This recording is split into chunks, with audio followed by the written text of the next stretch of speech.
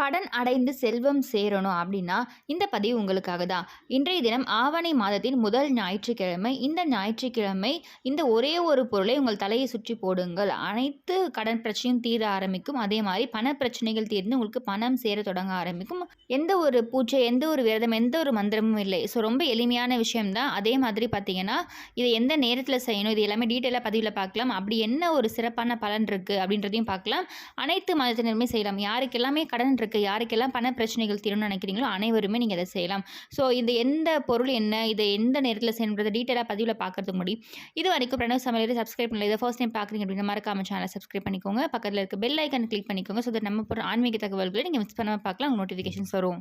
நம்மளுடைய அனைத்து விதமான பிரச்சனைகள், கஷ்டங்களுக்கு காரணம் நம்மளுடைய கர்ம வினை தான். ஆல்ரெடி நம்மளுடைய பதிவுகள் தொடர்ந்து பார்த்துட்ருக்கவங்களுக்கு தெரிஞ்சிருக்கும். ஸோ கர்மா குறைய குறைய நம்முடைய பிரச்சனைகள் அனைத்துமே தீரும். ஸோ அப்படிப்பட்ட கர்மாவை நம்ம பல வழிகளில் குறைக்கலாம். அதில் முக்கியமாக ஒரு சில நாட்களுக்கு ஒரு சில கிரகங்கள் ரொம்ப முக்கியமானதாக கருதப்படுது. அந்த கிரகங்களுக்கு உரிய தானியங்களை நீங்கள் சரியான முறையில் பயன்படுத்தும் பொழுது உங்களுடைய அனைத்து விதமான கர்மாக்களும் குறைய ஆரம்பிக்கும்.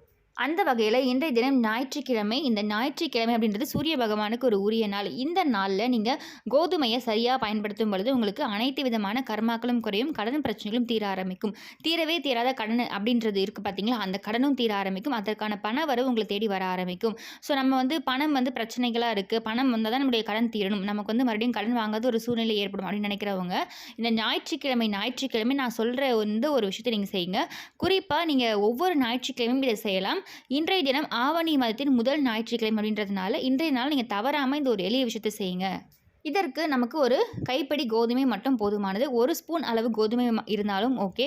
இந்த தானியத்தை நீங்கள் வாங்கி வச்சுக்கோங்க. ஒரு சில தானியங்கள் நமக்கு நல்ல முன்னேற்றத்தை கொடுக்கும் வாழ்க்கையில். அந்த வகையில் இந்த கோதுமைக்கு நிறையவே ஒரு சக்தி இருக்குது.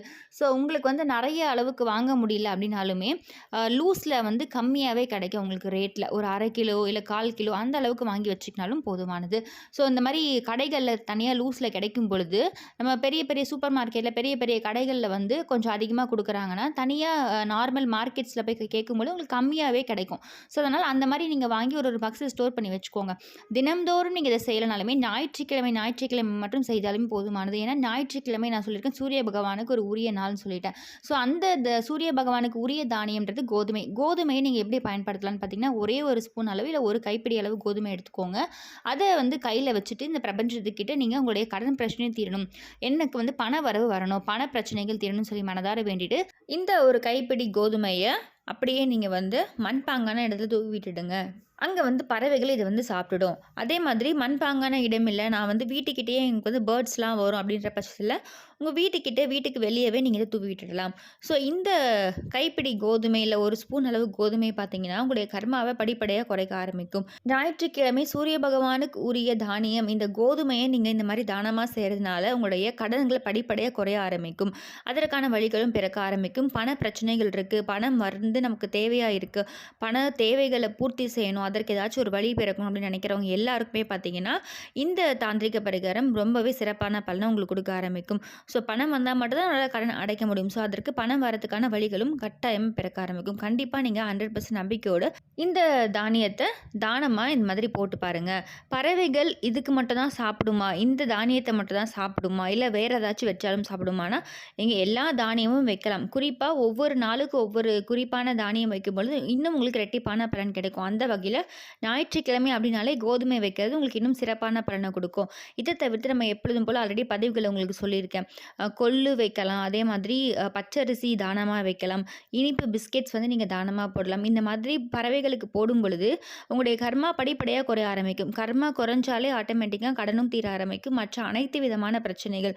ஸோ இந்த கடன் அப்படின்றத தவிர்த்துட்டு குடும்பத்தில் நார்மலாக பிரச்சனைகள் அதிகமாக இருக்குது, குடும்பம் ஒற்றுமையாக இருக்கணும், சண்டைகள் அதிகமாக வந்துகிட்டே இருக்குது, இந்த மாதிரி எல்லா விதமான பிரச்சனைகளுமே உங்களுக்கு தீர ஆரம்பிக்கும். பொதுவாகவே நீங்கள் பறவைகள், எறும்புகள், விலங்குகளுக்கு இந்த மாதிரி தானம் செய்யும் பொழுது உங்களுடைய அனைத்து விதமான பிரச்சனைகளும் தீர ஆரம்பிக்கும். நம்ம மனிதர்களுக்கு போயிட்டு நிறைய சாப்பாடு வாங்கி தானமாக செய்யணும் அப்படின்னு ஆசை இருக்கும். ஆனால் அதற்கு ஏற்ற பொருளாதாரம் நம்மக்கிட்டே இருக்காது. அப்போ அப்படி பொருளாதார பிரச்சனை இருக்குன்றப்ப நீங்கள் இந்த மாதிரி குட்டி குட்டியாக கொஞ்சம் கொஞ்சமாக பறவைகளுக்கு, எறும்புகளுக்கு எல்லாமே தானம் செய்யும் பொழுது அதுவே உங்களுக்கு பல 1,00,000 பேருக்கு நீங்க தானம் செய்தா என்ன ஒரு பலன் கிடைக்குமோ, அத கிடைக்கிறதுக்கான ஈக்குவலான பலன உங்களுக்கு குடுக்கும்.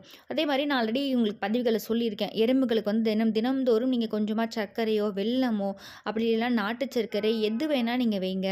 அந்த இடத்துல உங்களுக்கு வந்து கர்மா குறையும்னு சொல்லியிருப்பேன். ஸோ இது எல்லாமே நீங்க ஒரு நாள் உங்களுக்கு என்னைக்காச்சும் செய்ய முடியுது அப்படின்னா, அந்த நாள்ல செய்வோம். இப்போ தினம்தோறும் நீங்க ஒரு ஒரு மனசுல ஒரு வைராக்கியத்தோடு நம்முடைய அனைத்து பிரச்சனைகளும் தீரும்னு மனதார நம்பிட்டு, தினம்தோறும் இத செய்து பாருங்க. ஒரு சில நாட்கள்லயே 1 வாரம் இல்ல 2 வாரத்திலேயே உங்களுக்கு கொஞ்சம் கொஞ்சமா மாற்றம் தெரிய ஆரம்பிக்கும். ஸோ குறிப்பா இத வந்து இந்த கோதுமை தானியம் அப்படின்ற பட்சத்தில ஞாயிற்றுக்கிழமை குறிப்பா செய்யுங்க. தினம்தோறும் செய்ய முடிந்தாலும் தினம்தோறும் நீங்க செய்யலாம். தானம் அப்படின்றது இந்த நாள், அந்த நாள்னு சொல்லிட்டு எந்த ஒரு விதிமுறையும் இல்ல. நீங்க தினம்தோறும் எந்த இது வேணா நீங்க தானமா செய்யலாம். அதுல ஒவ்வொரு கிரகங்களுக்குரிய ஒவ்வொரு தானியம் இருக்கும். அந்த தானியத்த நீங்க அந்தந்த நாளுக்கு செய்யும் பொழுது உங்களுக்கு இன்னும் ரெட்டிப்பான பலன் கிடைக்கும். ஸோ அந்த வகையில ஞாயிற்றுக்கிழமை அப்படின்னா இந்த கோதுமை ஞாபகம் வச்சுக்கோங்க. இத தவிர்த்துட்டு பார்த்தீங்கன்னா, நான் சொல்லியிருக்கக்கூடிய எந்த தானியங்கள் வேணாலுமே நீங்க வந்து பறவைகளுக்கு தானமா வைக்கலாம். எறும்புகளுக்கு பார்த்தீங்கன்னா, முடிஞ்ச வரைக்கும் கொஞ்சமா வீட்டுக்கு வெளிய தினம்தோறும் நான் சொன்ன மாதிரி நாட்டு சர்க்கரை உங்களுக்கு வந்து என்ன வைக்க முடியுமோ அத நீங்க வைங்க. பசுமாட்டிற்கு 2 வாழைப்பழம் கொடுக்கலாம்.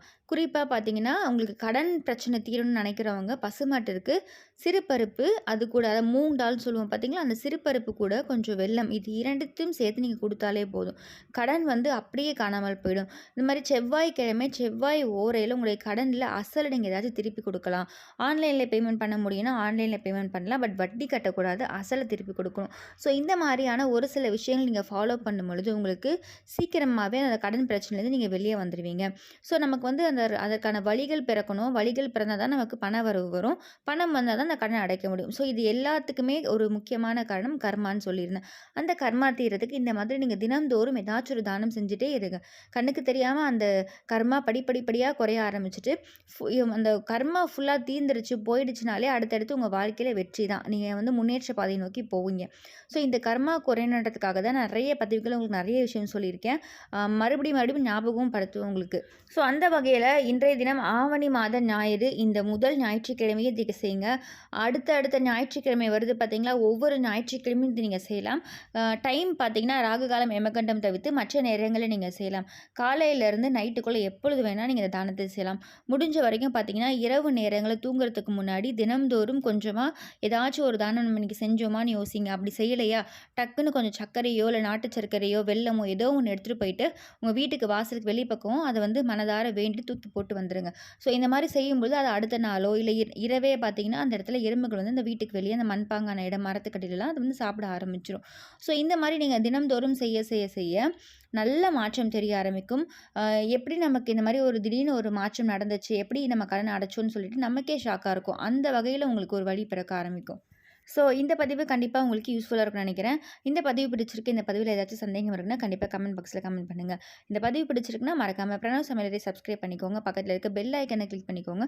ஸோ தட் நம்ம போடுற ஆன்மீக தகவல்கள் நீங்க மிஸ் பண்ணாம பார்க்கலாம். உங்களுக்கு நோட்டிஃபிகேஷன்ஸ் வரும். மீண்டும் இன்னொரு நல்ல பதிவில உங்கள சந்திக்கிறேன். நன்றி.